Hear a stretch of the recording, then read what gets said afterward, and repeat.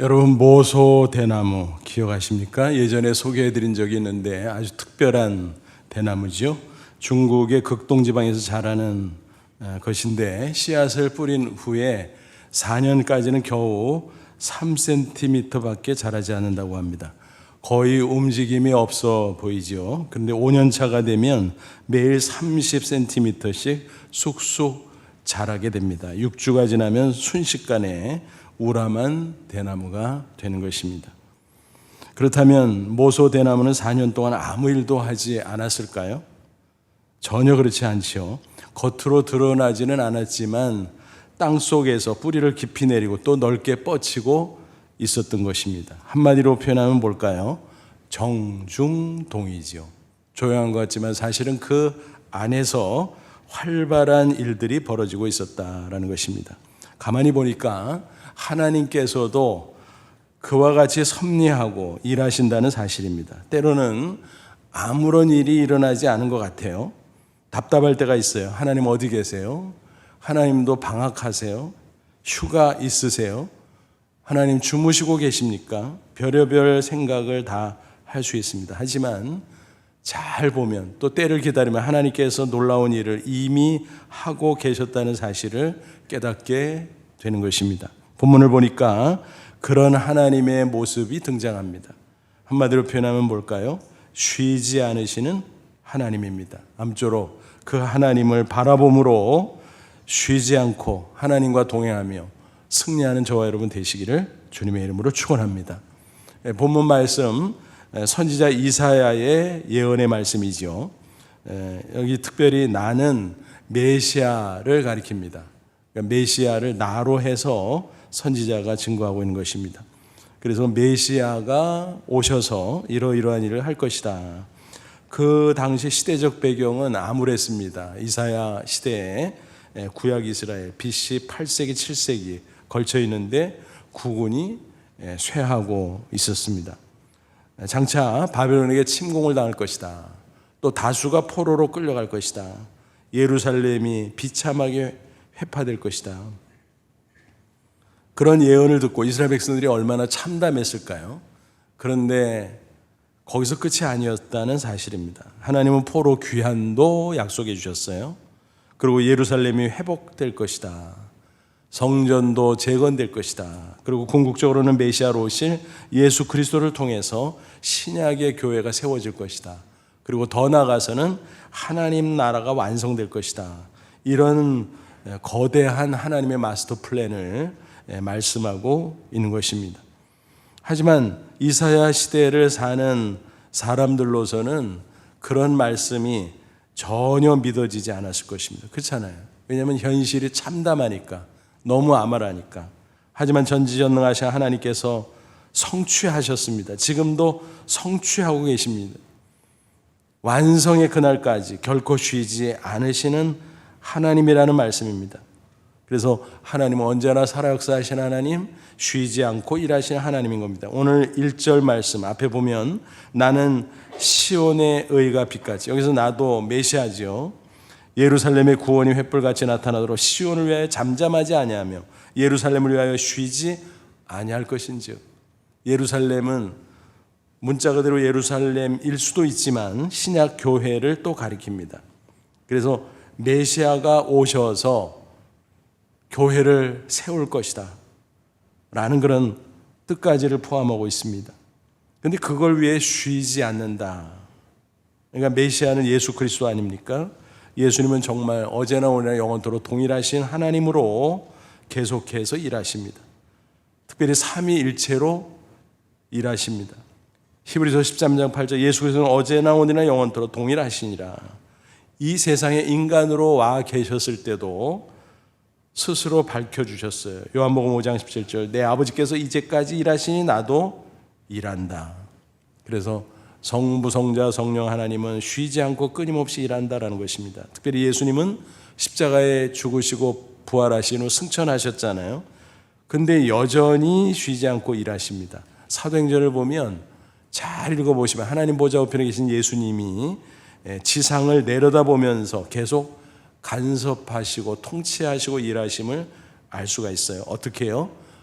보혜사 성령을 통해서 일하시는 것입니다. 그 중에 하나를 지적해드리면 사도행전 11장 21절 안디옥에서 있었던 일인데 주의 손이 그들과 함께 하심에 수많은 사람들이 믿고 주께 돌아오더라. 무슨 이야기일까요? 안독이라고 하는 도시에 무명의 전도자들이 와서 복음을 전했습니다. 헬라인 즉 이방인들에게. 근데 그것을 얼마나 주님께서 기뻐하셨는지 주의 손이 함께 하셨다. 성령으로 함께 했다는 얘기죠. 그래서 수많은 사람들이 그 복음을 믿고 회개함으로 돌아오게 되었다라고 하는 사실입니다. 그러므로 우리가 때때로 하나님이 나타나지 않는다, 우리에게 무관심하시다, 우리를 보살펴 주지 않는다라고 생각한다면 그것은 전적인 오해라고 하는 사실입니다. 사실은 그때조차 하나님은 쉬지 않고 일하고 계시는 것입니다. 시편 기자는 그런 하나님을 이렇게 또 증거합니다. 121편 1절로 4절. 내가 산양하여 눈을 들리라. 나의 도움이 어디서 올까? 나의 도움은 천지를 지으신 여호와에게서로다. 여호와께서 너를 실족하지 아니하게 하시며 너를 지키시는 이가 졸지 아니하시로다. 이스라엘을 지키시는 이는 졸지도 아니하시고 주무시지도 아니하시로다. 전능하신 여호와 하나님의 도우심을 받는데 그 하나님은 의인법적으로 설명해서 뭐라 그랬어요? 낮에도 밤에도 졸지도 않고 주무시지도 않는다. 순간마다 항상 우리와 함께 하시고 우리를 보호하시고 보살펴 주신다라고 하는 것입니다. 성경 인물들의 생애를 우리가 검토해 보면 마저 확인할 수가 있습니다. 때로는 그들의 생애 속에 빈 칸이 있어요. 뚝 끊어져서 이때는 하나님이 역사하지 않았나? 근데 나중에 알고 보면 그때도 하나님이 역사하셨구나, 일하셨구나 확인할 수가 있습니다. 예를 들어 볼게요. 아브라함 75세 하나님의 부르심을 받았어요. 그래서 갈대아 우르 우상의 도시에서 가나안 땅으로 갑니다. 근데 그때 하나님께서 뭐라고 약속하셨어요? 큰 민족을 이루어주겠다. 근데 75세인데 아들 하나도 없어. 근데 어떻게 번성할 수 있습니까? 그래도 믿음을 가지고 기다렸어요. 1년 가고 5년 가고 10년이 다 됐어요. 마음이 흔들렸어요. 사라는 괜히 미안했어요. 미안할 것도 없구만. 그래서 그 부부가 뭐라고 이러네요. 아무래도 젊은 셋이 드려야 되겠어. 그래서 하갈을 첩으로 드립니다. 그래서 아브라함과 하갈 사이에 아들을 낳았는데 이스마엘이죠. 하나님이 싫어하셨어요. 이 녀석아, 너희들 부부 사이에 자식을 준다 그랬지. 그래서 큰 민족 만나 그랬지. 누가 첩오더라 그랬냐. 그때부터 무려 13년 동안 아브라함의 생애에는 블랭크가 생깁니다. 창세기 16장 16절 이어서 17장 1절 이렇게 기록되어 있어요. 하갈이 아브라함에게 이스마엘을 낳았을 때 아브라함이 86세였더라. 아브라함이 99세 때, 그러니까 13년 거기에 빈칸이 있죠. 여호와께서 99세 때 아브라함이 나타나 그에게 이르시되 내년 이맘때 너에게 아들을 줄 거야. 예? 진짜예요? 그렇다니까. 알겠습니다. 그때는 정말 부부가 믿었어요. 그리고 정확하게 아브라함 100세에 이삭이 태어나게 됩니다. 그렇다면 이 중간에 블랭크 13년 동안 하나님은 아무것도 안 하고 계셨을까요? 침묵만 하고 계셨을까요? 전혀 아닙니다. 사실 하나님 편에서 기다리고 계셨어요. 그 시간 동안에. 그리고 일하셨어요. 어떤 일을 하셨을까요? 아브라함은 믿음의 조상이자 그런데 신앙을 보니까 아직 미달이야. 미성숙해. 그래서 하나님은 그를 연단하셨던 것입니다. 그러다가 99세 나타나셔서 내년 이맘때 아들 줄게. 그리고 아들을 주신 거예요. 그때까지 하나님은 일하셨다라는 것입니다. 또 요셉을 보세요. 그는 야곱의 아들로서 사랑받는 부잣집 아들이었습니다. 근데 하루아침에 애굽의 노예가 됐어요. 그래도 하나님을 의지하면서 열심히 일했어요. 보디발의 집에서 그 결과 주인에게 인정받았고 가정 총무가 됐죠. 살만했을 것 같아요. 근데 시험이 닥쳤네요. 보디발의 아내가 그에게 추파를 던집니다. 당연히 거절해야죠. 근데 거절한 죄 아닌 죄 때문에 그 여인의 모함으로 감옥에 들어가죠. 인간적으로 실망스럽지만 그래도 요셉은 하나님을 의지하고 극복해냈습니다. 근데 그 감옥이 마침 뭐예요? 전직 고위관리 출신 죄수들이 있는 곳이에요.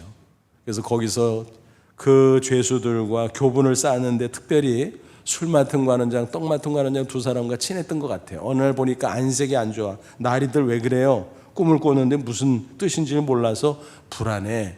아 그래요? 말씀해 보세요. 내가 해석해 드릴 테니. 해석을 했는데 정말 그 해석대로 술 맡은 관원장은 복직하고 떡 맡은 관원장은 처형되고 그랬습니다. 그 관원장들은 바로왕의 최측근이었습니다. 왜냐하면 모든 생활, 먹는 음식까지를 책임지는 아주 중요한 직책이었으니까 그랬습니다. 여러분 상상해 보세요. 그 술 맡은 관원장이 출소하면서 요셉에게 어떻게 했을까요? 아마 약속을 하지 않았을까 싶어요. 야, 내가 너 옆에서 보니까 진짜 결백한 것 같아. 그 여자 그래 소문이 평소에 안 좋더라. 그러면서 내가 너 애매하게 여기 있으니 꺼내줄게. 뭐 이렇게 말을 했을지도 몰라요. 그죠? 인간이기 때문에 요셉도 기대했을지도 몰라요. 근데 한 달 가고 1년 가고 소식이 없네. 마음이 흔들렸을지도 모릅니다. 어쩌면 낙심했을지도 몰라요. 어쩌면 하나님 앞에도 한탄했을지 몰라요. 하나님, 내가 뭐 잘못한 거 있습니까? 신앙 지킨 것밖에, 순결 지킨 것밖에 이게 뭡니까? 그런데 2년이 되던 그때 어떤 일이 벌어집니까? 창세기 41장 1절 만 2년 후에 바로가 꿈을 꾼 주 자기가 나일 강가에 서 있는데 무슨 얘기예요? 딱 2년 지났을 때 바로왕이 꿈을 꿨는데 무슨 뜻인지를 모르겠어. 불길해. 바로 그때 술 맡은 관원장이 감옥에서 만났던 요셉을 기억하죠. 히브리 청년 내가 압니다. 빨리 데려와. 데려다 놨더니 바로왕이 꿈을 이야기해주고 요셉은 해석을 척척 해냅니다. 7년 풍년이 있는데 그 후에 7년 흉년이 이어져요. 흉년이 너무 세서 큰일 납니다. 잘 대비하셔야 됩니다.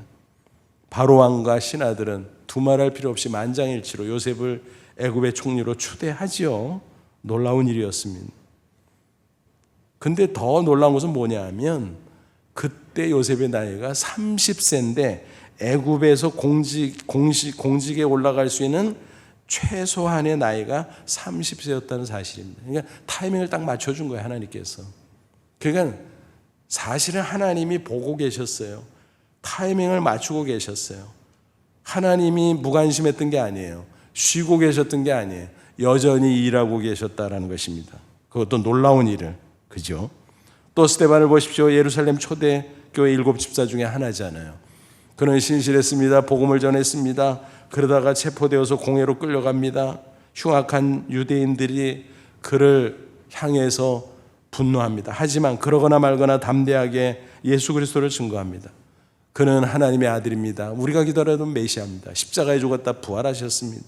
지금은 승천해서 하나님 보좌 우편에서 여전히 살아 역사하십니다. 예수를 믿어야 됩니다. 그 말을 들으면서 귀를 막고 발악을 하던 유대인들이 돌을 들어서 스데반을 쳐 죽이죠. 달려드는 그들. 그런데 하나님은 그때 뭐라고 계실까? 뭐라고 계실까?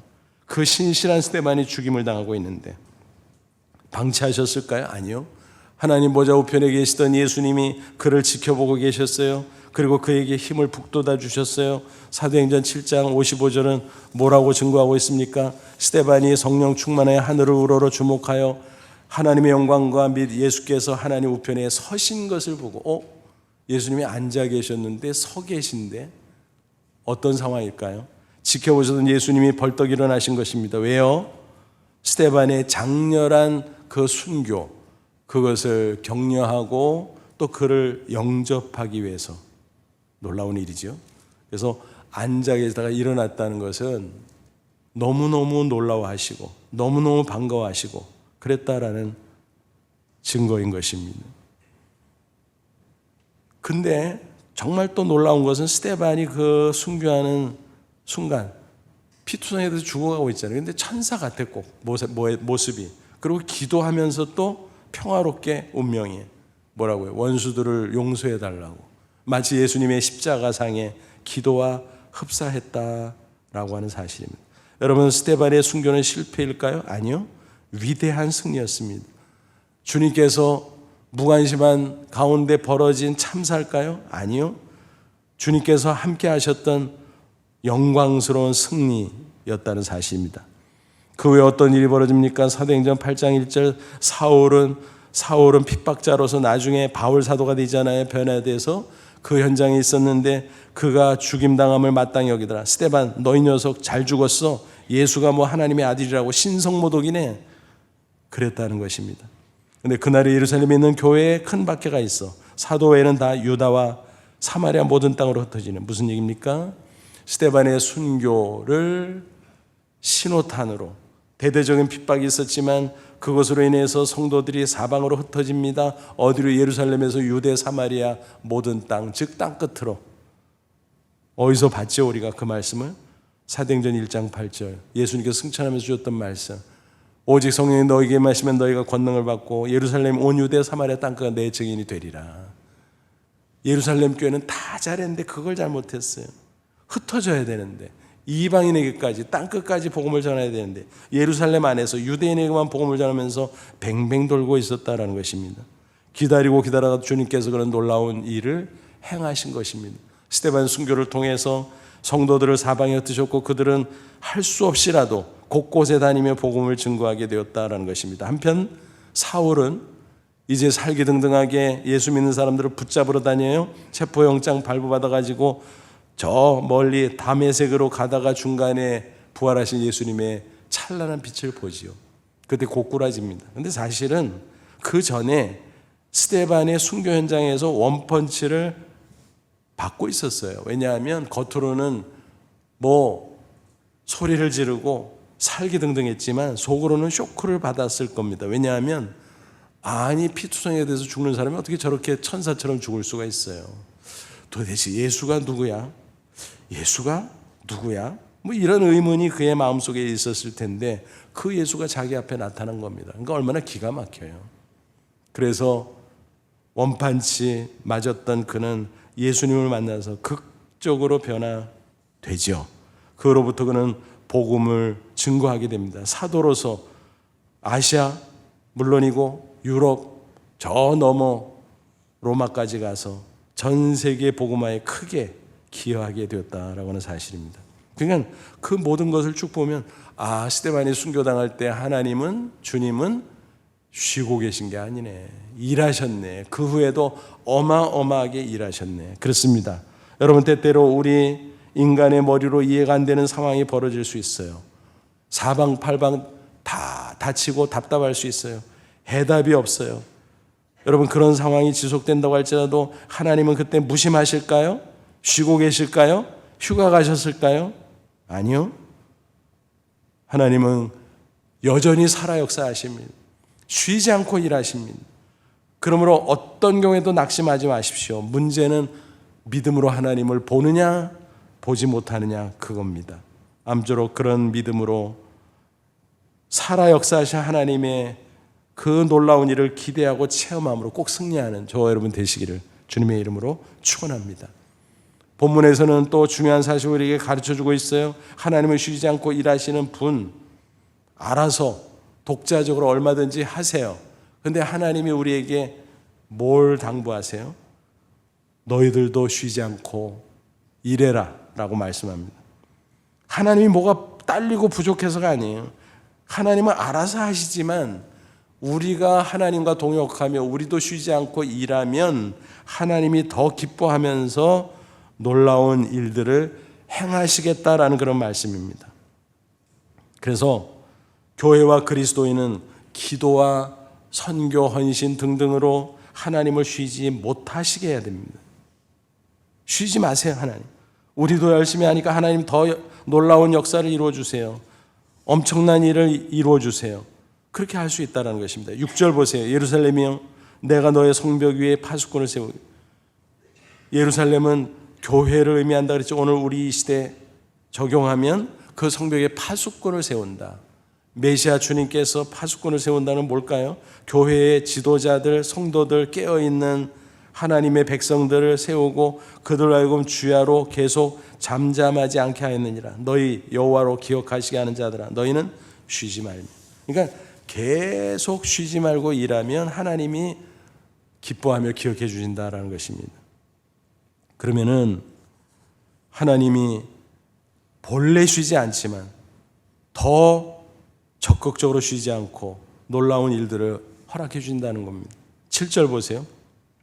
또 여호와께서 예루살렘을 세워 세상에서 찬송을 받게 하기까지 그로 쉬지 못하게 하시리라. 하나님이 언제까지 쉬지 않는다고요? 예루살렘을 세워, 교회를 세워 세상에서 찬송을 받기까지. 교회가 멸시를 당하는 것이 아니라 교회가 칭송을 받고 교회가 완성되고 더 나아가서 하나님 나라가 완성되고 그러기 위해서 세계 복음화가 완성되고 그런 모든 것들이 되기까지 하나님은 쉬지 않고 일하신다라는 것입니다. 계시록 7장 9절에 여러분 완성된 하나님 나라의 모습을 보여주잖아요. 이루에 내가 보니 각 나라와 족속과 백성과 방언에서 아무도 능히 셀 수 없는 큰 무리가 나와 세계 복음화를 통해서 모든 민족, 모든 백성, 모든 방언을 쓰는 사람들에게서 구원받은 성도들이 큰 무리로 천국 하나님 보좌 앞에 모여있는 광경입니다. 그들은 흰 옷을 입었어요. 그것은 십자가 대속에 복음을 믿음으로 죄사함 받고 의로워졌음을 의미합니다. 또 손에 종려 가지를 들고 세상에서는 믿음을 지키기 어렵잖아요. 영적인 싸움을 싸워야 되잖아요. 죄와 싸워야 되고 사탄과 싸워야 되고. 그런데 결국 승리해서 하나님 보좌 우편에 하나님 보좌 둘레에 와 있는 거예요. 그래서 보좌 앞과 어린 양 예수 앞에 서서 큰 소리로 외쳐야 돼. 구원하심이 보좌에 앉으신 우리 하나님과 어린 양에게 있도다. 얼마나 영광스러운 장면입니까? 많은 성도들이 흰옷 입고 종려나무 가지를 흔들면서 하나님과 그 아들 예수 그리스도 앞에 찬양하는 그 모습, 하나님 나라의 완성입니다. 그 날까지 하나님은 예수 그리스도는 쉬지 않고 일하신다는 사실입니다. 예수님께서 직접 말씀하셨어요. 그때까지 계속 말씀하셨어요. 마태복음 24장 14절 이 천국 복음이 모든 민족에 증언되기 위해 온 세상에 전파되리니 그제야 끝이 오리라. 무슨 얘기예요? 여러분 종말이 가까울 때 말세의 징조가 여러 가지가 있다 그랬잖아요. 뭐 지진, 뭐 전쟁, 뭐 기타, 뭐 이상기후, 뭐 이변 등등, 뭐 이단이 극성 부리고 적그리스도가 출현하고. 그런데 그거보다도 더 명료한 징조는 뭐냐면 세계 복음화예요. 모든 민족에게 복음이 증거된다라는 것입니다. 그제야 끝이. 그때 예수님이 재림하십니다. 그때 교회가 완성됩니다. 그때 하나님 나라가 완성됩니다. 그때까지야 하나님이 쉬지 않고 일하시는데 우리도 쉬지 않고 일하라고 말씀하십니다. 그러면서 함께 해주신다고 약속하셨어요. 마태복음 28장 20절 지상명령을 마치고 승천하면서 예수님 뭐라고 말씀하시나요? 볼지어다 내가 세상 끝날까지 너희와 항상 함께 있어. 내가 쉬지 않고 그날까지 일할 텐데 너희들도 일해라. 내가 함께 해줄게. 어떻게 해요? 성령을 통해서.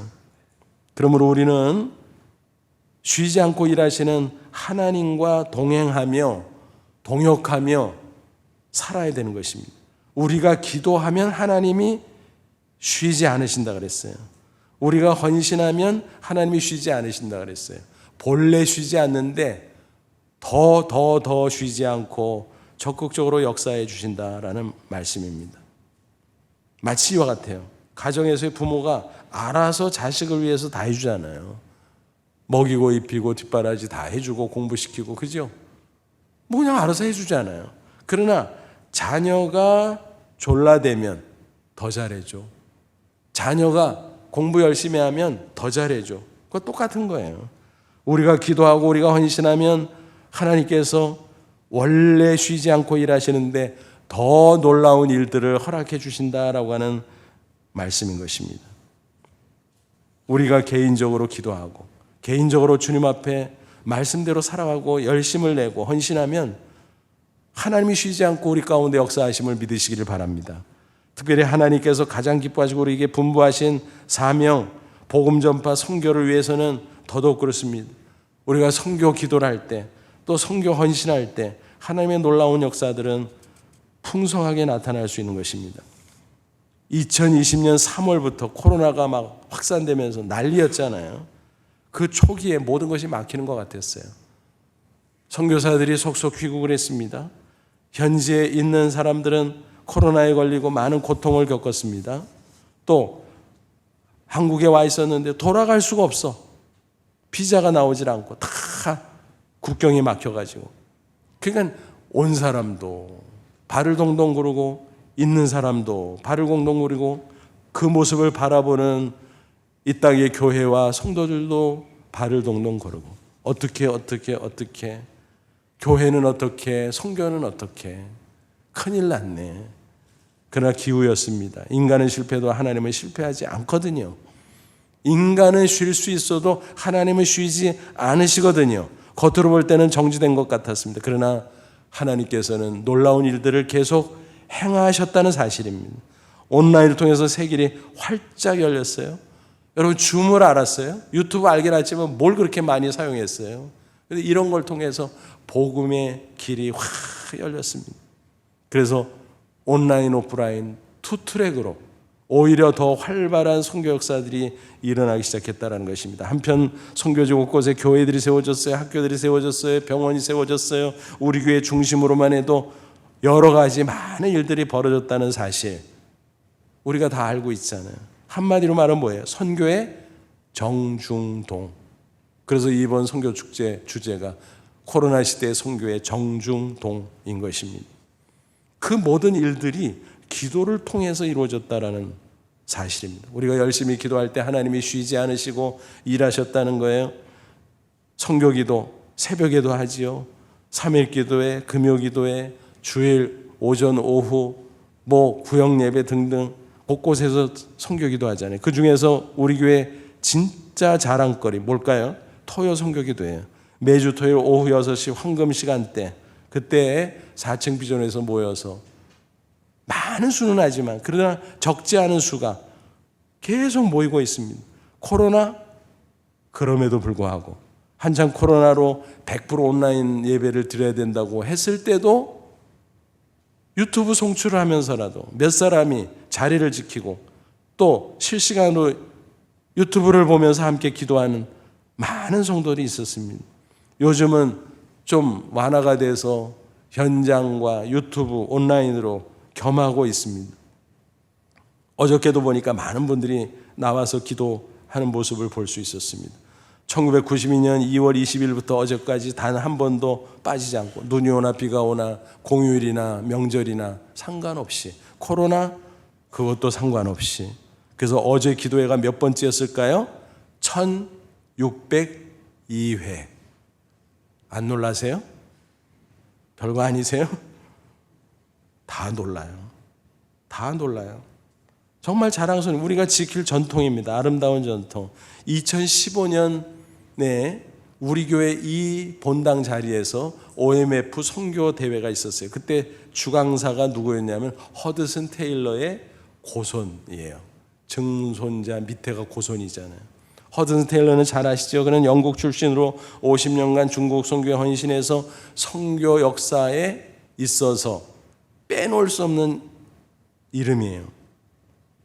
그분은 중국 내륙까지 깊숙이 들어가서 복음을 전했는데 그래서 해안에서만 왜냐하면 옛날에는 배를 타고 다니는 시대니까 해안가가 교통이 좋잖아요. 내륙에 잘 안 갑니다. 그러나 그는 내륙을 개척하고 복음을 전했습니다. 그래서 중국 내지 선교회 China Inland Mission CIM 선교회를 창설을 했었습니다. 그게 이어져서 지금 OMF 선교회로 전속하고 있는데 그 선교대회를 우리 교회에서 2015년에 했는데 그 주강사가 허드슨 테일러의 고손 제이미 테일러였던 것입니다. 집회를 마쳤어요. 그리고 좌담회를 하는데 이제 선교사님들이 제가 이 교회 담임 목사니까 우리 교회 얘기를 아무래도 자연스럽게 제일 많이 하잖아요. 그 하나하나 얘기를 들으면서 그분의 눈이 동그래지기 시작했습니다. 휘둥그레집니다. 어떻게 지역교회 한 교회에서 그런 일들이 있을 수 있어요? 그러면서 나중에는 저에게 묻더라고요. 비결이 뭐냐고. 어떻게 그랬냐고. 비결이 뭐가 있어? 말씀과 기도지. 성경에서 시키는 대로 했고 기도하면서 했고 특별히 기도에 관심을 갖더라고요. 그래서 어떻게 기도하냐 그래서 쭉 설명했지요. 그러다가 토요 선교 기도회 이야기를 했더니 눈이 진짜 동그래지면서 너무너무 감동을 받았다고 저한테 허락을 해달라고. 그래서 뭘 허락하냐 그랬더니 다른 데 가서 얘기해도 되냐요. 뭘 허락받을 거야? 제가 뭐라고 대답했을까요? Sure. 쉬운 영어로 쉬워. 우리말로는 뭐예요? 번역하면 당근. 그분이 아마 지금 세계 여러 나라를 다니면서 여러 곳에서 선교 집회를 하면서 신반북의 토요 선교기도회를 이야기할지도 몰라요. 여러분, 우리가 개인적으로나 교회적으로나 나 자신을 위해서나 또 선교를 위해서나 또 하나님의 놀라운 일들을 위해서나 우리가 쉬지 않고 기도하면 하나님께서도 쉬지 않고 분명히 역사해 주실 줄로 믿습니다. 또 우리가 헌신하면 마찬가지예요. 숱한 선교사들의 헌신으로 세계 각지에 얼마나 놀라운 일들이 벌어졌습니까? 특별히 그 중에서 한국에서 하나님께서 일하신 것은 세계에 유례가 없어요. 인간적으로 막막했어요. 실패할 수밖에 없을 것 같아서 처음에는. 그런데 하나님께서 일하시니까요, 엄청난 일들이 벌어지고 오늘에 이르게 되었다라고 하는 사실입니다. 공식적인 선교사들이 입국하기 전에도요, 많은 하나님의 사람들이 이 땅을 들어오려고 문을 두드리고 또 들어오고 그랬습니다. 특별히 조선 말기 쇄국 정책을 쓸 때 들어온 선교사가 있었어요. 토마스 선교사. 그는 영국인 목사입니다. 런던 선교회 파송으로 중국에 갔어요. 근데 중국에서 아내를 잃었어요. 얼마나 상실감이 컸겠습니까? 그런데 거기서 그가 낙심하지 않고 조선의 소식을 듣고 마음을 추스립니다. 그래, 미전도 종족 조선으로 가자. 옆에 있으니까 가자. 그래서 배를 얻어 타고 조선 땅에 왔습니다. 황해도 연안에. 그래서 한 몇 달을 있으면서 조선어도 배우고 성경책도 배포하고 그러다가 다시 갔어요. 그리고 근데 또 가자.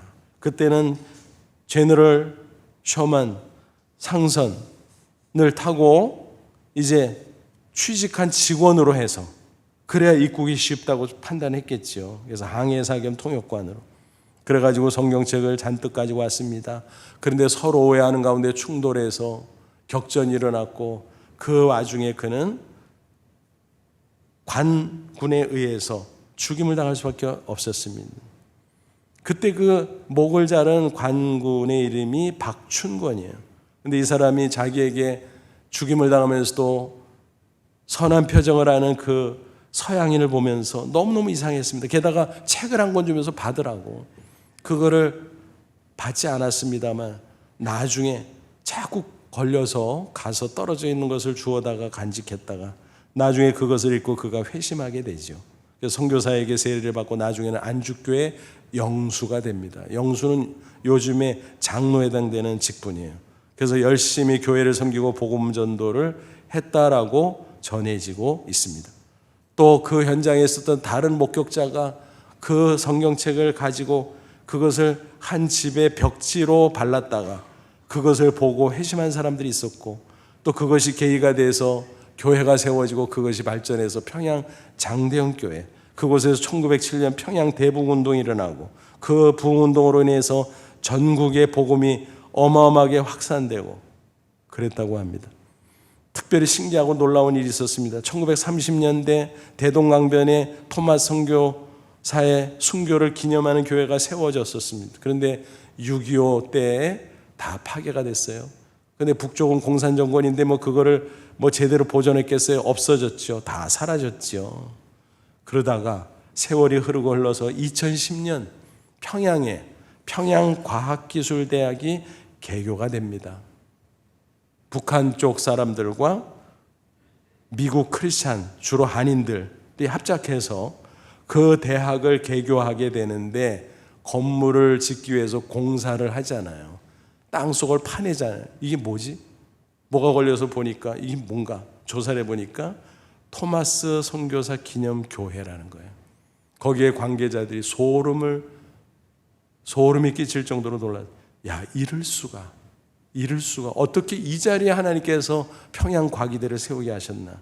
지금은 남북관계가 경색되어 있어서 위축되어 있지만 지금도 크리스찬 미국 시민권자를 중심으로 운영이 되고 있다고 합니다. 하나님께서 지금도 일하고 계실 줄로 믿습니다. 지금까지 놀라운 일을 하신 하나님께서 앞으로 그 대학을 통해서 어떤 일을 하실지 기대해도 좋을 줄 압니다. 우리는 모르지만 하나님은 분명히 일하실 줄로 믿습니다. 오늘부터 4일간 선교 축제가 있습니다. 여러분, 지난 3년 동안 코로나 팬데믹으로 얼마나 고생을 했습니까? 얼마나 힘들었습니까?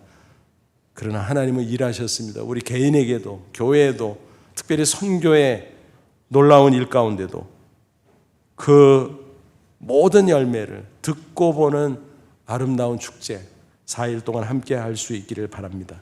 여러분, 선교는 남의 얘기, 내 얘기예요. 왜냐하면 내가 조상 없이 태어났어요. 육신적으로 부모 없이 태어났어요. 자랐어요. 아니잖아요. 그것처럼 영적으로도 선교사들이 있었고, 나에게 복음 전하는 자들이 있었고, 나에게 말씀을 가르쳐준 사람들이 있었기 때문에 내가 여기 있는 거 아니겠습니까? 복음의 빚진 자로서 나도 이 일에 가든지 보내든지 기도로든지 물질이든지 몸으로든지 참여하고 헌신하고 기도하는 것은 당연한 일이다라는 사실을 다시 한번 확인하시고, 남은 인생 이 땅에서 먹고 마시다가 그냥 겨우 구원받고 가는 것이 아니라 이 땅에서 하나님을 기쁘시게 하고 축복을 누리고 기쁨을 누리고 살다가 저 천국에서 별처럼 빛나는 저와 여러분, 또 우리 교회 모든 멤버들이 되기를 주님의 이름으로 축원합니다. 기도하겠습니다. 이 말씀 붙잡고 기도하자. 하나님, 그렇습니다. 쉬지 않고 일하시는 하나님 감사합니다. 하나님을 바라봅니다. 답답하고 힘들 때도 기도합니다. 주님의 뜻대로 헌신하며 살겠습니다.